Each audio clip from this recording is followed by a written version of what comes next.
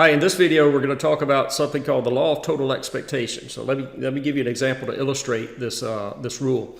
So let's say we have this joint distribution table for the random variables cap x and cap y. First I want to do is let's look at the marginal probabilities for cap x, and so add up the columns here, and you'll see that those are the marginal probabilities. And those marginal probabilities, again, give rise to we use those marginal probabilities to form the marginal distribution for cap x. And from here, let's look at what the expected value cap x is. It's 1.1. So if I was asked to calculate the expected value of cap x, that's exactly what I would go through. Take the sum product of the columns in the marginal distribution there. But what I want to do is I want to focus a little bit on how we got these numbers. So when we take the sum product, let me write the sum product down and let me color code some things here. So for instance, where did the 0.3 come from in the sum product? Well, it came from the sum of those, the red colored probabilities in the joint distribution table. Likewise, the 0.36 came from the sum of the green probabilities in the joint distribution table, and so forth. And so instead of the 0.3, I'm going to put in another slide here. Instead of the 0.3, I'll put in that sum of the red probabilities. Instead of 0.36, I'll put in the sum of the green probabilities, and so forth. Okay, so then the next thing I want to do, is I want to recognize that, I want to rewrite this sum that I have, this expression. And so look at all the probabilities in red. Then I'm going to multiply 0 times the first, times the 0.12, and then a 1 times the 0.06, and so forth. And I just want to rewrite the sum this way. And you might say, well, Steve, why are you doing that? And I'd say, well, just bear with me. I wouldn't do it this way if I was just asked to calculate the expected value of cap x, but just bear with me, and I'm trying to illustrate a point here. So now, after I've rewritten the probabilities this way, then the next thing I want to do is I want to look at what the marginal probabilities are for cap y. So the probability cap y is 0 is a 0.25, probability cap y is 1 is a 0.43, and so forth in the marginal probabilities there. So then let's look at the first term that I have on the bottom right of the equal sign, and the expression there, the first term, in red that I have written there. So what I'm going to do now in the next slide is I'm going to take each of those probabilities, the 0.12, the 0.06, the 0.05, and the 0.02 that's in the expression in red there, and I'm going to divide each of those probabilities by 0.25, but then I need to multiply the whole thing by a 0.25 to cancel that off. And so again, to see what I did there, I took each of the probabilities in the expression in red, divided by 0.25, but then at the end I multiply the whole thing by 0.25, so that I'm not changing the outcome of the evaluation of the expression. And I'm going to do the same thing for the next term in parentheses, where you see the probabilities of 0.13, 0.15, 0.12, and 0.03 in the parentheses in the kind of the middle term of that last expression. I'm going to divide each one of those by 0.43, and then I'm going to multiply the whole thing by 0.43. So again, I don't change the outcome of the value there. And notice that, where did the 0.43 come from? Well, it came from the marginal probability that cap y was equal to a 1. So again, notice the pattern. And in the last term, then the very bottom expression in parentheses, I'm going to divide each of the probabilities by 0.32 and then multiply the whole thing by 0.32.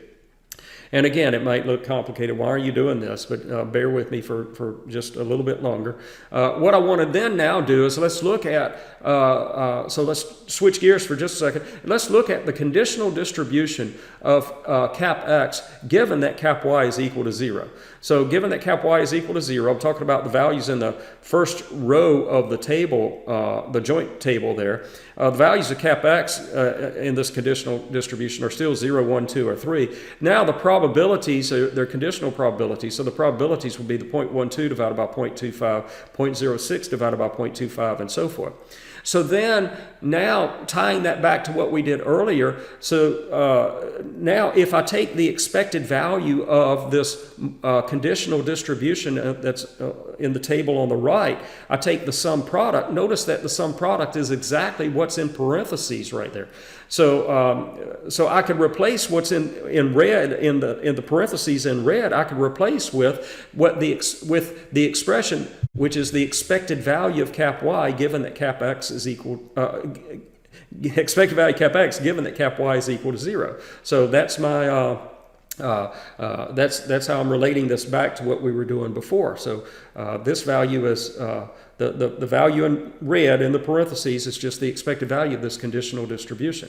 And now notice that if I change the conditional distribution from being conditioned on the event that cap y is equal to 0 to the event that cap y is equal to a 1, then I'd go through the same process, and I recognize that the expected value of this conditional distribution is what's in the middle term in red right there in parentheses. And so I could replace what's in red in that middle term on the in the bottom right there, what's in red, I could replace with just the expected value of cap x given that cap y is equal to a 1. And then finally, if I change the conditional event from cap y equal to a 1 to cap y equal to a 2, I get that what's in red is the expected value of the conditional distribution of cap x given that cap y is equal to 2. And so let me clean up the slide a little bit and just write in that what I've established here is that the expected value of cap x, what I've established then is that the expected value of cap x is a weighted average of the expected value of these conditional distributions with the weights being 0.25, 0.43, and 0.32. But notice that the 0.25, 0.43, and 0.32 are the marginal probabilities that cap y is equal to a 0 or cap y is equal to a 1 and cap y is equal to a 2. This is referred to as the law of total expectation, and I often call this a double expectation. So let me illustrate to you why I call it the double expectation. The law of total expectation and the double expectation refer to the same thing. So again, let me explain why I mean double expectation. The fact is that I could capture a lot of this information in another probability table, probability distribution table, by thinking of the expectation of cap x given cap y as being a random variable depending on what the values of cap y are. So I'll append a column to the table for the cap y values. So cap y, of course, is 0, 1, or 2, and we've established that the expectation of cap x given that cap y is 0 is 22 over 25. The probability of that was 0.25, and fill in the rest of the values of the table. So then the point now is that if I want the expectation of cap x, I could think of this weighted average that I have there for the expectation of cap x. It's just an expected value of the random variable that I have on the right side of the screen there, on the right side of this slide. So it's the expected value of the random variable that's defined by being the expected value of cap x given cap y. So it's an expected value of an expected value of a conditional random variable. And so go through the sum product. If you look at the sum product here, you'll see that when you take the sum product, you'll get a 1.11. So that's what the expected value is. So what I've established here is, or what I've tried to convince you of, is that the weighted averages are nothing more than expected values of discrete random variables. Anytime you see a weighted average, you can think of that weighted average as you can capture all the information in a table that's defined. That's a discrete random variable table, and then the weighted average is just the expected value of that random variable. Let me show you one more time what I'm let me turn this around a little bit. Instead of calculating the expected value of cap x, let's look at the expected value of cap y. And the directions here are let's use the law of total expectation to calculate the expected value of cap y, because if I didn't say use the law of total expectation, if the direction were just calculate the expected value of cap y, all I would do is look at what the marginal probabilities for cap y are, and then use those probabilities to create the marginal distribution, and then just take the sum product. There's my answer. Very easy problem. The problem is just calculate the expected value cap y. This is what I would do. However, I want to illustrate the law of total expectation here. And so I want to illustrate how to use the law of total expectation to calculate the expected value of cap y.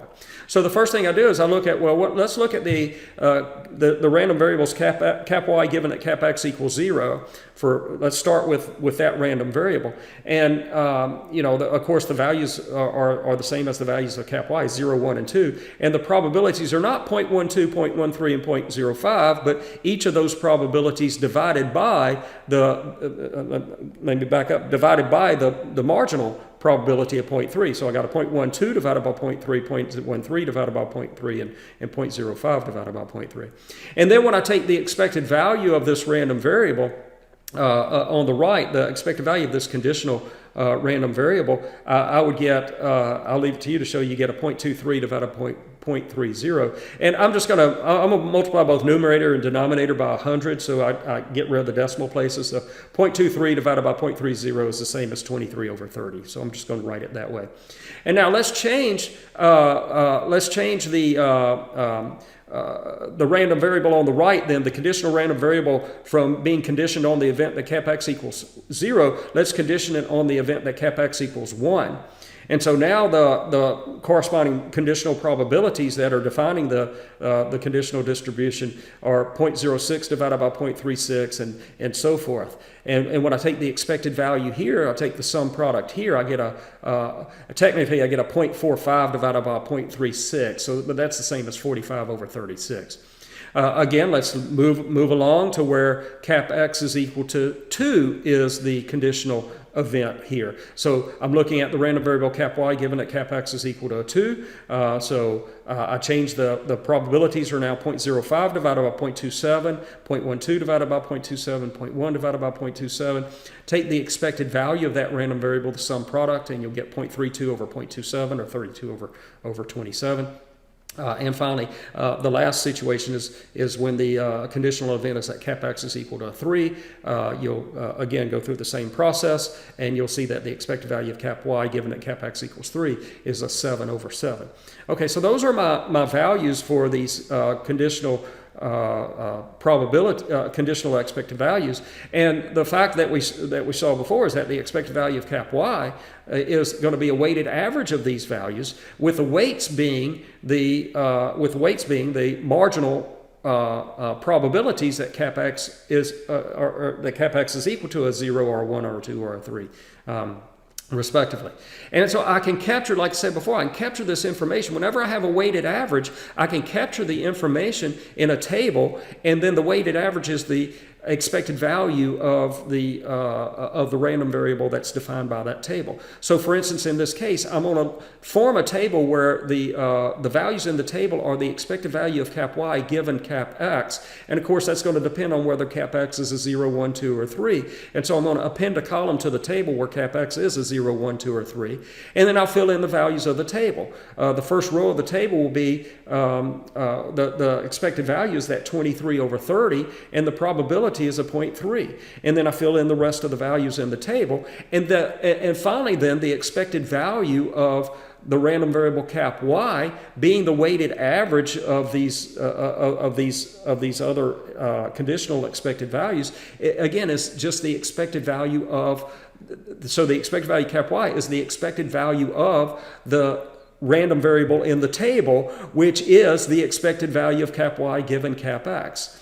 And so when I take a sum product of the values in the table, when I take that sum product to get the expected value of that random variable, I see that the expected value of y is a 1.07, just like we did before. There's a lot more work to do it this way, but again, I just wanted to illustrate how to use the law of total expectation. It's going to show up quite a few more times in the next few videos.